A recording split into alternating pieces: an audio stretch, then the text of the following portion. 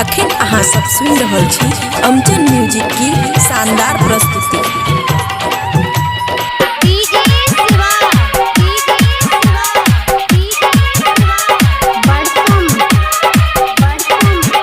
खुशी recording studio बलुआहा।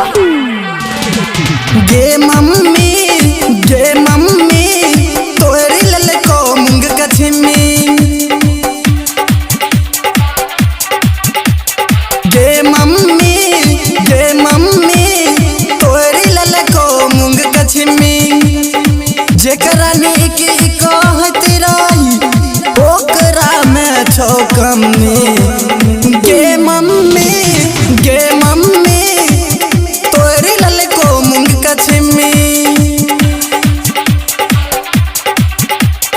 गे mummy तोरी ललको मुंग कछमी। जेकरा नेकी कहत रही ओकरा में छौ कमी। गे मम्मी तोरी ललको मुंग कछमी। खुशी रिकॉर्डिंग स्टूडियो बलुआहा।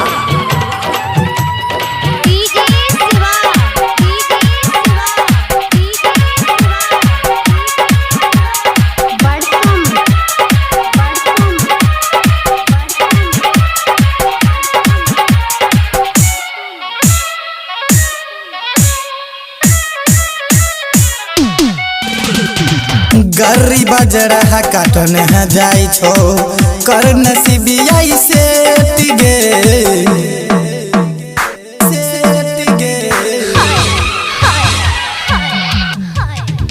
गरी बजरा काटन है जाई छो कर नसीबियाई से टिगे।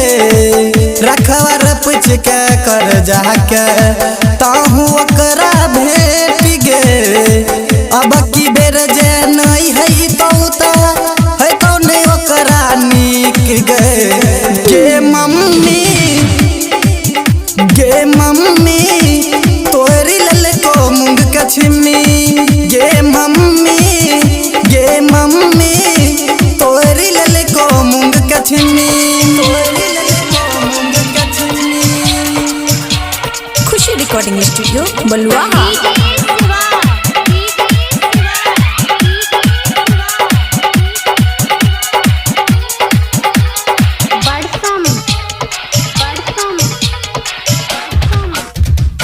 अरती नहीं परती छोड़बो करबो मूंगा की खेती गे। राइटर गुलशन का संग में रहबो करबो ने के करो भेट गे। अरती नहीं परती छोड़बो करबो मूंगा की खेती गे।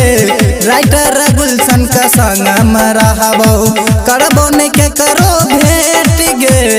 गायक अमर जित कहत रहो करन रहो काम गे। गे मम्मी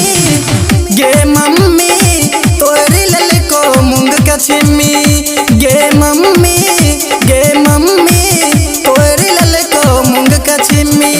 जेकरा नेकी कहत रही ओकरा में छौ कमी। गे मम्मी तोरी ललको मुंग कछमी। गे मम्मी तोरी ललको मुंग कछमी। खुशी रिकॉर्डिंग स्टूडियो बलुआहा।